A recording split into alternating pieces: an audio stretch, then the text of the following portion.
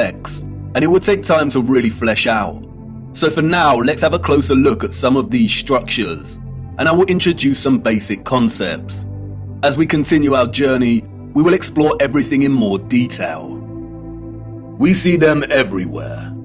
On top of all these magnificent structures, towers, spires, and pinnacles that rise into piercing antennas.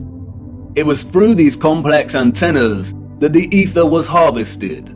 You see, after the Great Reset of the 1800s, the enemy fractured the old world's unified understanding of God and created multiple religions to try and hide God and justify the existence of such grand and beautiful technological structures.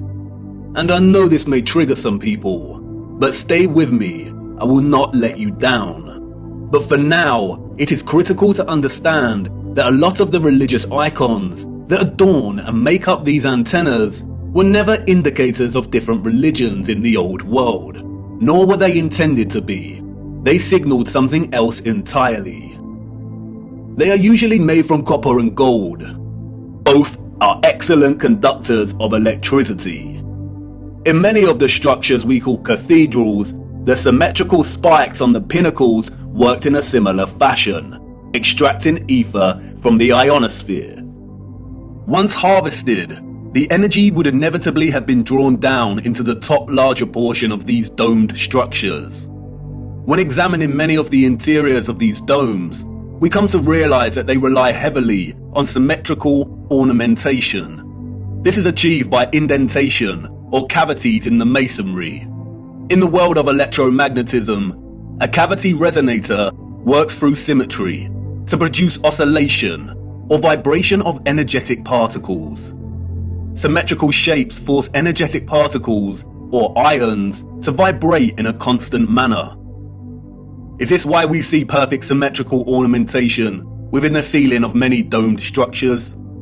It no doubt sounds absurd, but the majority of these structures also feature a smaller type of cavity resonator, or what is more appropriately termed cavity magnetrons, that offer some clarity as to the real function of these structures. A cavity magnetron is a high-powered vacuum tube that generates microwaves using the interaction of a stream of ions with a magnetic field while in the cavity resonator. A magnetron operates through a hollowed, symmetrical vacuum.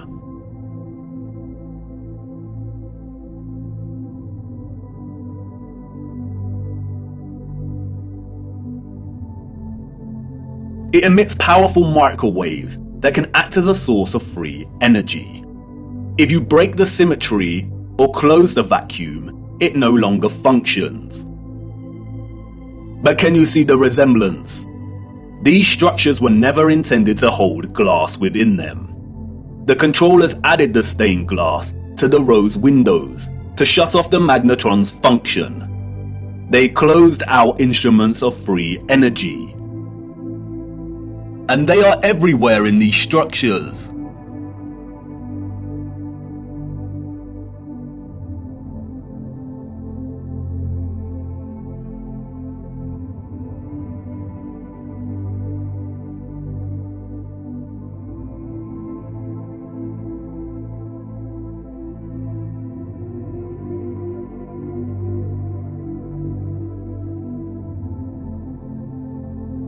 Interestingly, if you look at the geometry of entire sections of the structures themselves, then it becomes very evident that they functioned in their entirety like a cavity magnetron to generate energy.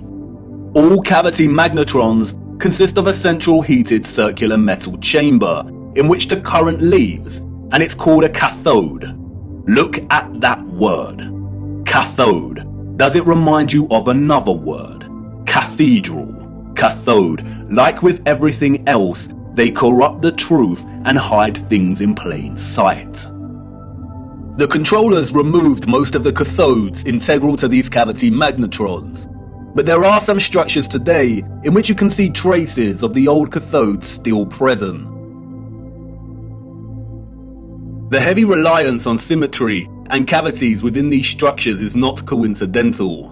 The symmetrical ornamentation would have worked in a similar manner, causing the energetic particles to vibrate in a constant manner. The flowers within the squares can be understood as similar to acoustic resonators, working to vibrate the ions. It is here that the energy would have been continually manipulated into vibrational and electromagnetic energy of specific frequencies. Really look at these magnificent acoustic resonators. Could you craft one of these by hand today, and at such height? Why would an underdeveloped people spend so much of their time crafting such perfect symmetrical ornamentation, especially if it had no function and was purely aesthetic? They wouldn't. The cavity resonators and magnetrons would have had to have worked in partnership with a central engine or reactor contained within all these structures. Both resonator and reactor are interesting words. Just like the words conductor, generator, creator, and the name Mercator, they all contain the word Tor within their linguistic structure. They hold a linguistic memory and pay homage to the torus or toroidal field. The torus is the flow of electromagnetism. Without this flow of energy, there would be no life on Earth. No one can really know for sure, but some have suggested that the engine was probably similar to a fusion reactor. The traces of these engines can be found within all of the larger generators. The empty shell of where the engine used to reside is usually, but not always, octagonal. It's been right in front of our faces the whole time. The controllers remove the engines, sometimes repurposing the space as baptistries and bandstands, sometimes just leaving the base either barren or attempting to cover them up. We see these octagonal structures in cathedrals, government buildings, mosques, and detached bandstands. And unless they have been repurposed, these structures seem to hold no overall function. They do not contribute to the overall structure. They appear superfluous and unnecessary. Theories have surfaced that the engines or central technological mechanism was similar to a tokamak. And while I do not subscribe to this idea, which will become evident as to why later in our journey, for now we will use it for illustrative purposes. A tokamak is a powerful device that uses a magnetic field to produce plasma in the form of a torus. The contemporary tokamaks we see are used in thermonuclear fusion power. The tokamak's toroidal field, in conjunction with the vibrating ions from the ether, would have produced a highly conductive electromagnetic field of gases called plasma, just like our sun and ionosphere. If those of the old world used anything closely resembling a tokamak's capability, then the result would have been an abundance of free, powerful, clean electromagnetic energy that could fuel entire cities and the entire Earth. These were never churches, cathedrals, castles, and parliament buildings. They were all huge engine generators.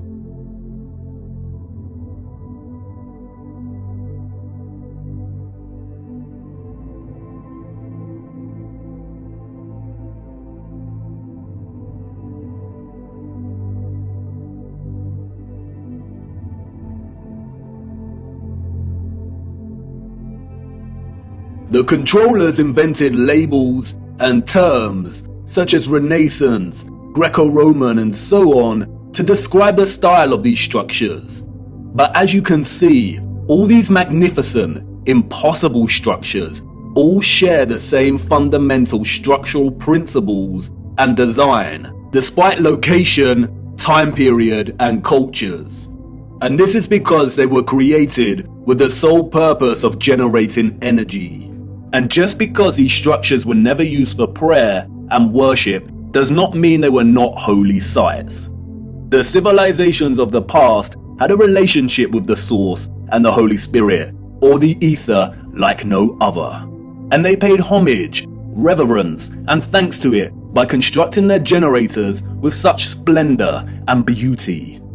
And not only that, but they constructed the entirety of their structures, statues, and ornamentation in reverence of this gift in reverence of the energy production that made their way of life possible in the first place.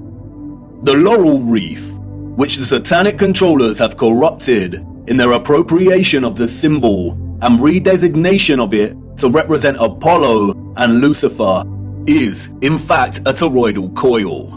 And we see the toroidal coil throughout the old world's infrastructure, as simultaneously having both a function and a celebration of this function.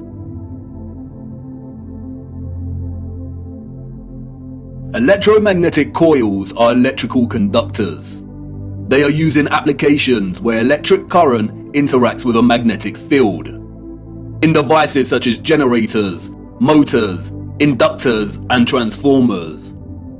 Most coils take the form of a toroidal coil or spiral. Wire coils are used in conjunction with a magnet to produce powerful electromagnetism. The more turns of the wire, the stronger the magnetic field. Coils generate vortexes, which in turn create an electromagnetic field. It's all one interconnected system.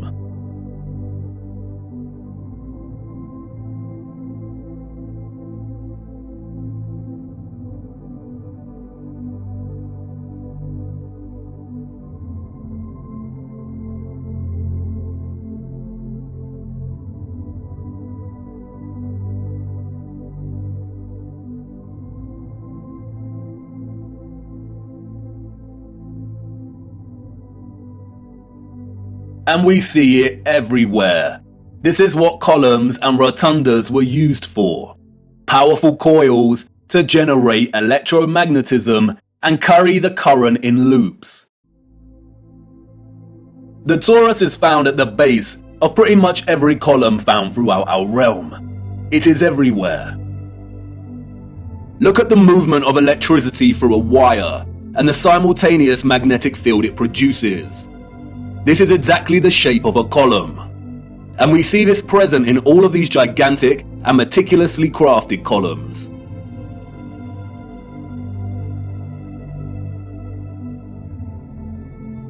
This is why we see the magnetic field represented at the top of a lot of columns. It's the movement of the ions in the magnetic field. It's the movement of the toroid and the toroidal vortex.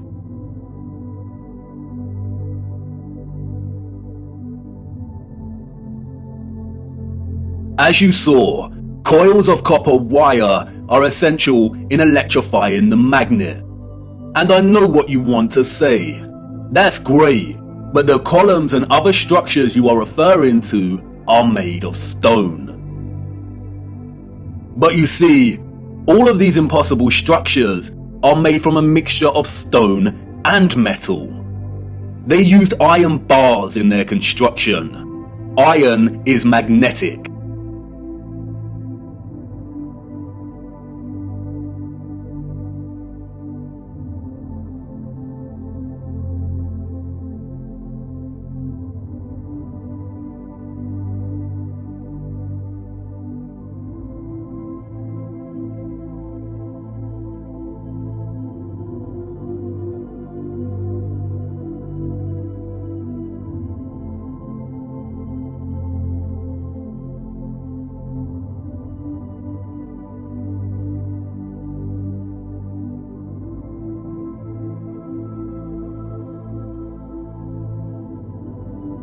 These iron rods run throughout the stone infrastructure and are complemented with copper and gold roofing. Copper and gold are strong conductors of electricity.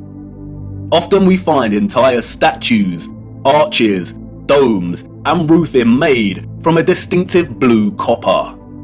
Furthermore, the limestone, granite, and dolomite stone is mixed with crystal silicon or quartz. Quartz has strong electric potential.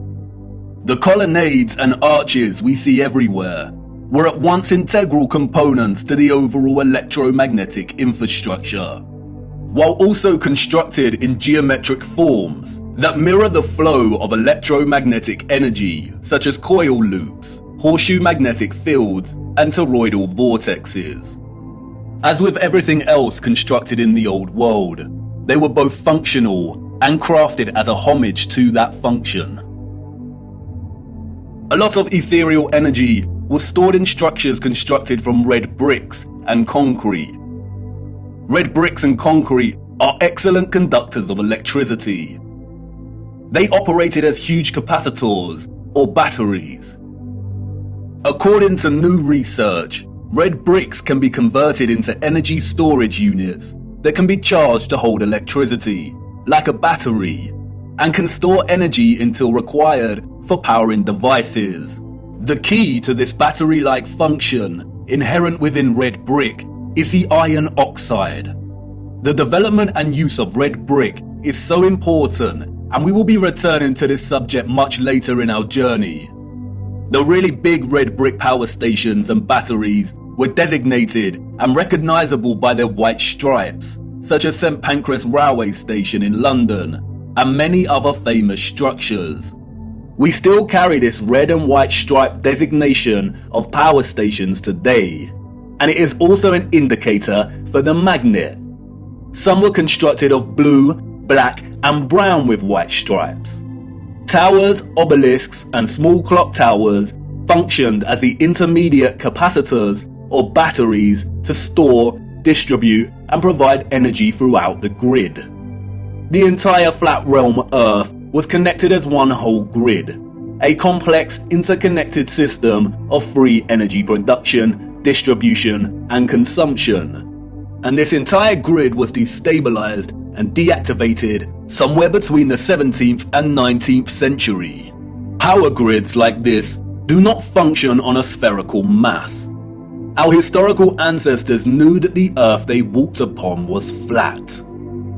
This type of futuristic technological advancement is the result of a civilization knowing exactly what type of Earth they lived upon. They were not subject to the same satanic deceptions and abuses as we are. They were not raised believing they existed on a lonely, globular rock spinning in the vacuum of space. The true, ethereal, electromagnetic properties of the Earth were not hidden from them. They knew there was a domed firmament above their heads. They studied it, they imitated its properties, and understood its central relationship with the entire ethereal existence of electromagnetism. They revered the magnificence of its craft, and showed utmost gratitude to the Source, to God, and the ethereal Holy Spirit for giving them everything they needed. Look. Domes.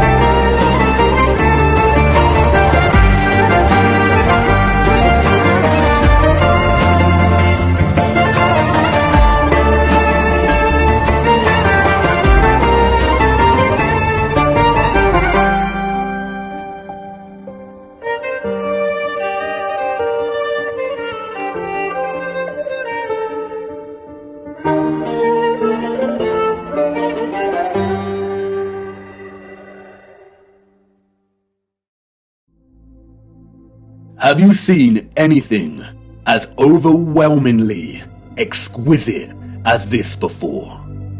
How have we lived our entire lives and not seriously considered the impossibility of these structures? How have we lived our entire lives walking amongst the skeletons of the future long forgotten? I know this is all a lot to take in. And I know that the picture has not formed properly in your mind yet. It is hard to imagine an interconnected electromagnetic power grid of this size across the Earth. And the technical nature of electromagnetism doesn't help. And I know that you're full of questions. Who were these people or beings that built these structures? Where did they go? And why were the power grids deactivated? What about all the religious iconography and art we see inside of the cathedrals and mosques? What about all the histories and photographs we have of the construction of these structures? What about the Romans and the Greeks? What about some of the grand mosques that have been constructed in recent times? And if what you're telling me is true, then how did they distribute and store all of this energy like you say? Was it similar to our Wi-Fi and radio signals? We will get to all of these in good time. We have barely scratched the surface. But for now, it is the last question that is important. How did they distribute and store all of this energy? And in what form? For you see, our sophisticated historical ancestors did something that we, as a society, have come to neglect. They watched the water, and they watched it closely, right here on Earth and up above, beyond the firmament. Come on, let me show you.